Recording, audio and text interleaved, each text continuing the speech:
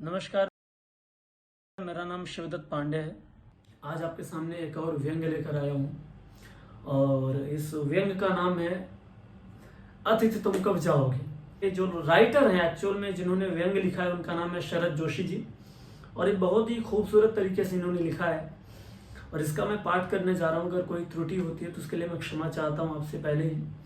तो चलिए मैं पढ़ता हूँ ये व्यंग आपके सामने, इसका पाठ करता हूँ। तो व्यंग हमारा शुरू होता है। तुम्हारे आने के चौथे दिन बार बार ये प्रश्न मेरे मन में उमड़ रहा है, तुम कब जाओगे अतिथि, तुम कब घर से निकलोगे मेरे मेहमान। तुम जिस सोफे पर टांग पसारे बैठे हो उसके ठीक सामने एक कैलेंडर लगा है जिसकी फड़फड़ाती तारीखें मैं तुम्हें रोज दिखाकर बदल रहा हूं। ये मेहमान नवाजी का चौथा दिन है मगर तुम्हारे जाने की कोई संभावना नजर नहीं आती।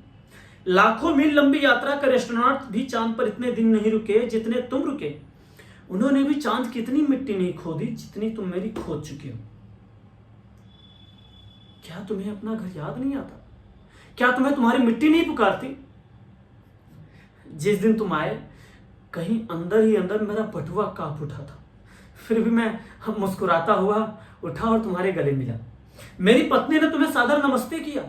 तुम्हारी शानो मेहमान नवाजी में हमने दिन के खाने को लंच में बदला और रात के खाने को डिनर में बदला। हमने तुम्हारे लिए सलाद कटवाया, रायता बनवाया और मिठाइयां मंगवाई, इस उम्मीद में कि दूसरे दिन शानदार मेहमान नवाजी की छाप लिए तुम रेल के डिब्बे में बैठ जाओगे। मगर आज चौथा दिन है और तुम यही हो। कल रात हमने खिचड़ी बनाई थी फिर भी तुम यही हो और आज हम उपवास करेंगे और तुम यही हो। तुम्हारी उपस्थिति यूं रबड़ की तरह खिंचेगी, हमने कभी सोचा न था। सुबह तुम आए और बोले लॉन्ड्री को कपड़े देने हैं मतलब ये कि जब तक कपड़े धुलकर नहीं आएंगे तुम नहीं जाओगे। यह चोट बहुत मार्मिक थी, यह आघात अप्रत्याशित था। मैंने पहली बार जाना कि अतिथि केवल देवता नहीं होता, वो मनुष्य और कई बार राक्षस भी हो सकता है। यह देख मेरी पत्नी की आंखें बड़ी बड़ी हो गई। तुम शायद नहीं जानते कि पत्नी की आंखें जब बड़ी बड़ी होती है तो मेरा दिल छोटा छोटा होने लगता है। कपड़े धुलकर आ गए और तुम यही हो। पलंग की चादर 2 बार बदली जा चुकी है और तुम यही हो। अब इस कमरे के आकाश में ठाकों के रंगून गुब्बारे नहीं उड़ते, शब्दों का लेन देन मिट गया है। अब करने को चर्चा नहीं रही। परिवार, बच्चे, नौकरी, राजनीति, रिश्तेदारी, पुराने दोस्त, फिल्म, साहित्य, यहां तक कि आंख मार मार के हमने एक दूसरे की प्रेमिकाओं की भी बात कर ली, उनका भी जिक्र कर लिया है हमने। सारे विषय खत्म हो गए हैं और अब जो है तुम्हारे प्रति जो मेरी प्रेम भावना है वो गाली में बदल रही है। मैं समझ नहीं पा रहा हूं कि तुम कौन सा फेविकोल लगाकर मेरे घर आए हो। पत्नी पूछती है कब तक रहेंगे, मैं जवाब में कंधे उचका देता हूं। जब वो प्रश्न पूछती है मैं उत्तर नहीं दे पाता, जब मैं पूछता हूं वो चुप रह जाती है। तुम्हारा बिस्तर कब गोल होगा अतिथि? मैं जानता हूं कि तुम्हें मेरे घर में अच्छा लग रहा है, सबको दूसरे के घर में अच्छा लगता है भाई। यदि लोगों का बस चले तो किसी और के घर में रहें और किसी दूसरी के पत्नी से विवाह करें। मगर घर को सुंदर और होम को स्वीट होम इसलिए बोला गया है कि मेहमान जल्दी से जल्दी अपने घर वापस लौट जाए।